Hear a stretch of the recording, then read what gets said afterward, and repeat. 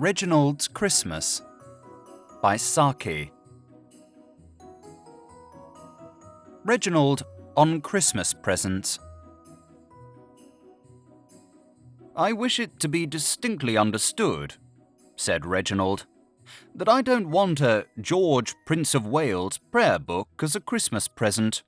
The fact cannot be too widely known. There ought," he continued, "to be technical education classes on the science of present giving. No one seems to have the faintest notion of what anyone else wants, and the prevalent ideas on the subject are not creditable to a civilized community. There is, for instance, the female relative in the country who knows a tie is always useful, and sends you some spotted horror that you could only wear in secret or in Tottenham Court Road. It might have been useful had she kept it to tie up currant bushes with, when it would have served the double purpose of supporting the branches and frightening away the birds. For it is an admitted fact that the ordinary tom-tit of commerce has a sounder aesthetic taste than the average female relative in the country. Then there are aunts. They are always a difficult class to deal with in the matter of presents. The trouble is that one never catches them really young enough. By the time one has educated them to an appreciation of the fact that one does not wear red woolen mittens in the West End, they die, or quarrel with the family, or do something equally inconsiderate. That is why the supply of trained aunts is always so precarious.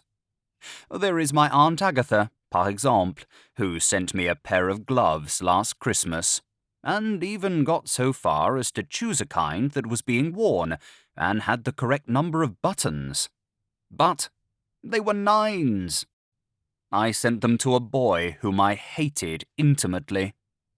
He didn't wear them, of course, but he could have. That was where the bitterness of death came in. It was nearly as consoling as sending white flowers to his funeral. Of course, I wrote and told my aunt that they were the one thing that had been wanting to make existence blossom like a rose. I am afraid she thought me frivolous. She comes from the north, where they live in the fear of heaven and the Earl of Durham. Reginald affects an exhaustive knowledge of things political, which furnishes an excellent excuse for not discussing them. Aunts with a dash of foreign extraction in them are the most satisfactory in the way of understanding these things, but if you can't choose your aunt, it is wisest in the long run to choose the present and send her the bill. Even friends of one's own set, who might be expected to know better, have curious delusions on the subject. I am not collecting copies of the cheaper editions of Omar Khayyam. I gave the last 4 that I received to the lift boy, and I like to think of him reading them, with Fitzgerald's notes to his aged mother. Lift boys always have aged mothers. Shows such nice feeling on their part, I think. Personally, I can't see where the difficulty in choosing suitable presents lies. No boy who had brought himself up properly could fail to appreciate one of those decorative bottles of liqueurs that are so reverently staged in Morel's window, and it wouldn't in the least matter if one did get duplicates.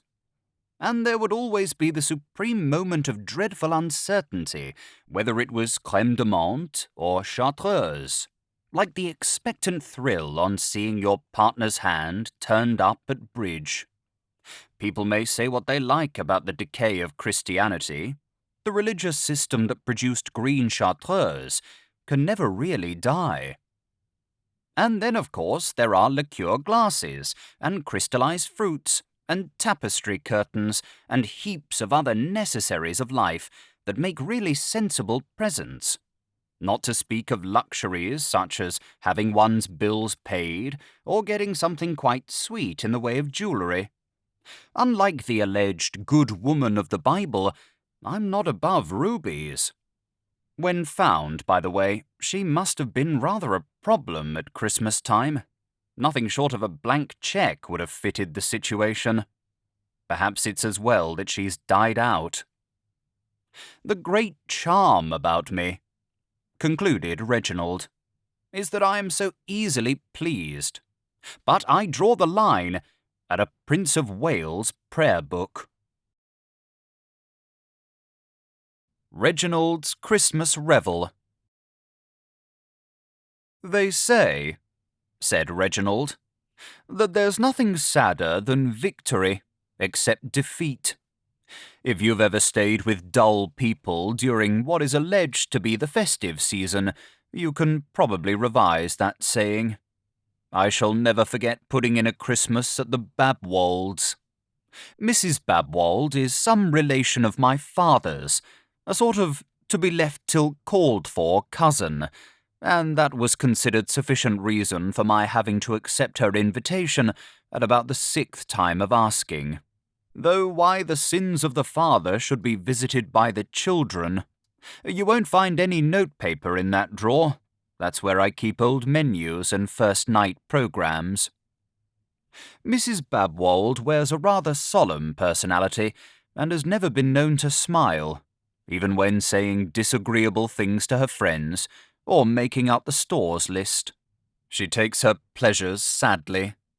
A state elephant at a Durbar gives one a very similar impression. Her husband gardens in all weathers. When a man goes out in the pouring rain to brush caterpillars off rose trees, I generally imagine his life indoors leaves something to be desired. Anyway, it must be very unsettling for the caterpillars. Of course, there were other people there. There was a major somebody who had shot things in Lapland, or somewhere of that sort. I forget what they were, but it wasn't for want of reminding. We had them cold with every meal almost, and he was continually giving us details of what they measured from tip to tip, as though he thought we were going to make them warm under things for the winter. I used to listen to him with a rapt attention that I thought rather suited me, and then one day I quite modestly gave the dimensions of an okapi I had shot in the Lincolnshire fens. The Major turned a beautiful Tyrian scarlet. I remember thinking at the time that I should like my bathroom hung in that colour, and I think that at that moment he almost found it in his heart to dislike me. Mrs. Babwold put on a first aid to the injured expression, and asked him why he didn't publish a book of his sporting reminiscences. It would be so interesting. She didn't remember till afterwards that he had given her 2 fat volumes on the subject, with his portrait and autograph as a frontispiece, and an appendix on the habits of the Arctic mussel. It was in the evening that we cast aside the cares and distractions of the day, and really lived. Cards were thought to be too frivolous and empty a way of passing the time, so most of them played what they called a book game. You went out into the hall, to get an inspiration, I suppose. Then you came in again with a muffler tied round your neck and looked silly, and the others were supposed to guess that you were Wee McGregor. I held out against the inanity as long as I decently could. But at last, in a lapse of good nature, I consented to masquerade as a book, only I warned them that it would take some time to carry out. They waited for the best part of 40 minutes, while I went and played wine-glass skittles with the page boy in the pantry. You play it with a champagne cork, you know, and the one who knocks down the most glasses without breaking them wins. I won, with 4 unbroken out of 7. I think William suffered from over-anxiousness. They were rather mad in the drawing-room at my not having come back, and they weren't a bit pacified when I told them afterwards that I was at the end of the passage. "I never did like Kipling," was Mrs. Babwold's comment when the situation dawned upon her. "I couldn't see anything clever in Earthworms Out of Tuscany. Or is that by Darwin?" Of course, these games are very educational, but personally, I prefer bridge. On Christmas evening, we were supposed to be specially festive in the Old English fashion.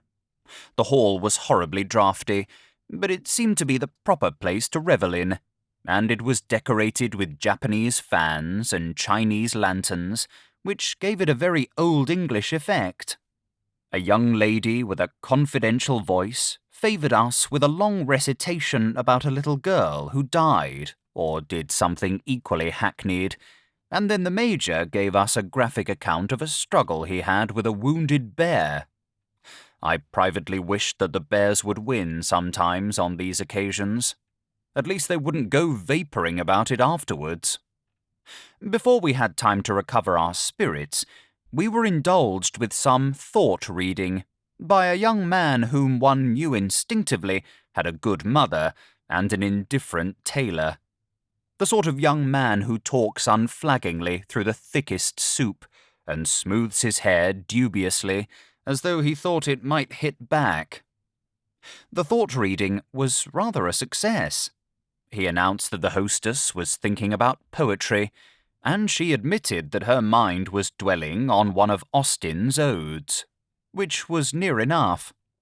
I fancy she had been really wondering whether a scrag end of mutton and some cold plum pudding would do for the kitchen dinner next day. As a crowning dissipation, they all sat down to play progressive Halma, with milk chocolate for prizes. I've been carefully brought up, and I don't like to play games of skill for milk chocolate, so I invented a headache and retired from the scene. I had been preceded a few minutes earlier by Miss Langson Smith, a rather formidable lady who always got up at some uncomfortable hour in the morning and gave you the impression that she had been in communication with most of the European governments before breakfast. There was a paper pinned on her door with a signed request that she might be called particularly early on the morrow. Such an opportunity does not come twice in a lifetime. I covered up everything except the signature with another notice, to the effect that before these words should meet the eye, she would have ended a misspent life, was sorry for the trouble she was giving, and would like a military funeral.